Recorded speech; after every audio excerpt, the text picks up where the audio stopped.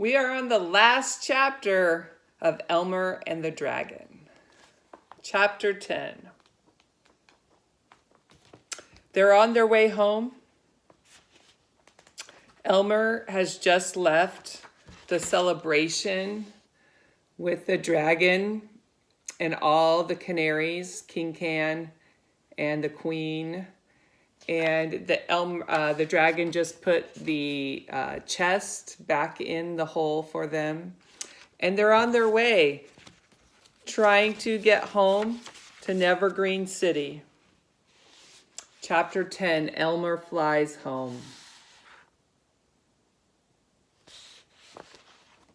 They flew and flew, the dragon trying hard not to look and think about the wet, wet ocean below.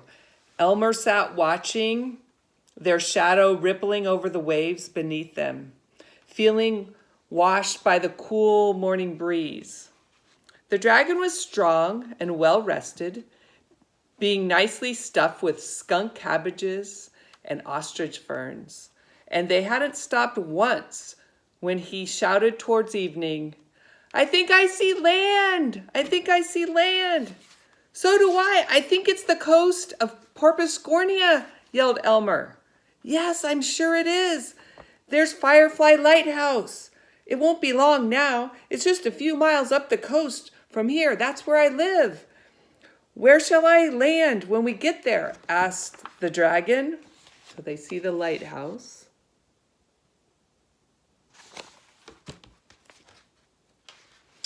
"Now that I'm free, I should hate to be put in a zoo or a circus or something."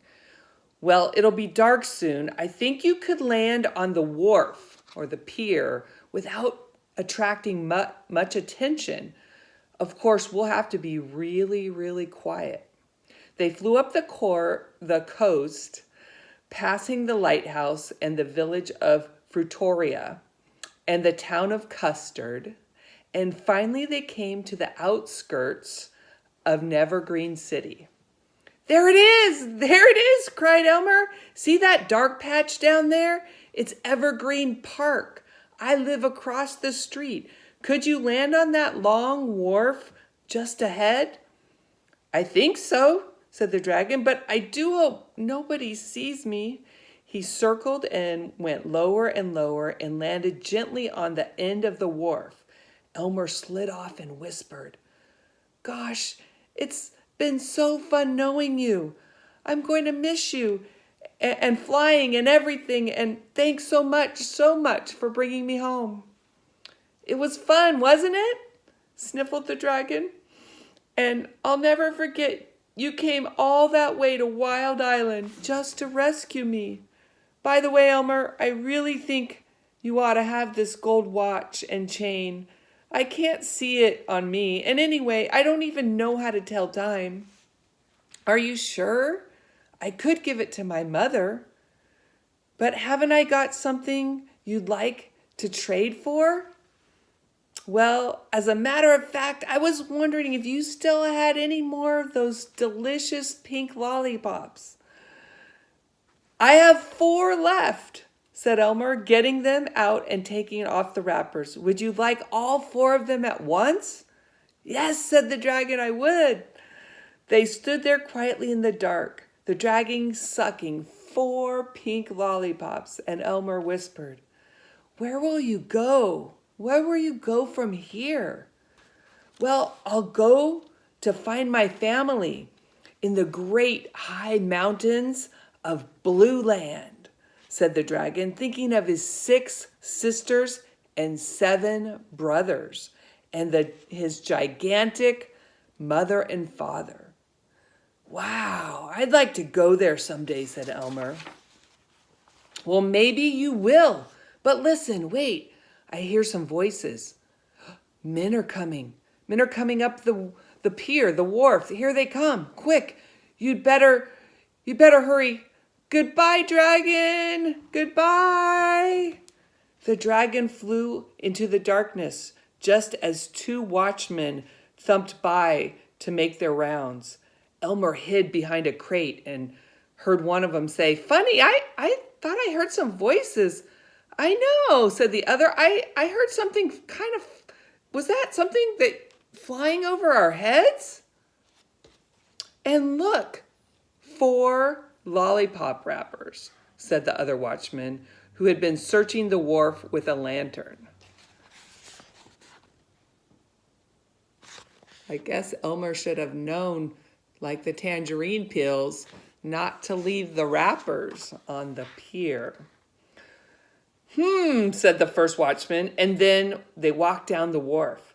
Elmer followed them at a distance, and while they were telling another watchman about the lollipop wrappers, he ran as fast as he could through the streets, through Evergreen Park, all the way home.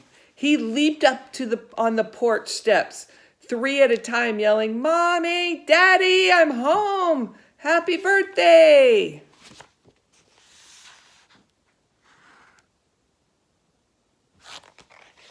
Mr. and Mrs. Elevator rushed to the door and threw their arms around Elmer. "Oh, Elmer, how glad we are to see you. You don't know how worried we've been these last couple weeks. Where on earth did you go?" "I had an important job to do," said Elmer, staring at the living room sofa. "Why, there's my friend, the old alley cat." "Yes," said Mrs. Elevator. "As much as I've always hated cats, I just couldn't and didn't have the heart to turn her out. She came to the door the day after you left, and I kept thinking, Elmer loved this cat. I really ought to take good care of it for her. I really ought to take good care of her for him. And do you know, I have grown awfully fond of her in the last couple weeks." Elmer rushed over to the cat and whispered, "I rescued the dragon and he flew me home. He was right where you told me he would be."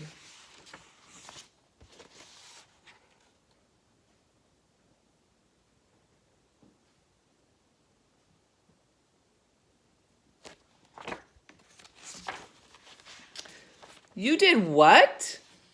asked Mr. Elevator. "Oh, nothing. Oh, nothing," said Elmer. "By the way, here's a birthday present for you." Elmer gave his father the 3 bags of gold and played a happy birthday song on his sterling silver harmonica. "And here's a beautiful gold watch and chain for you, Mother." But where did you get these things?" gasped Mr. and Mrs. Elevator. "That's a secret I can never tell," said Elmer, rummaging through the refrigerator for something to eat.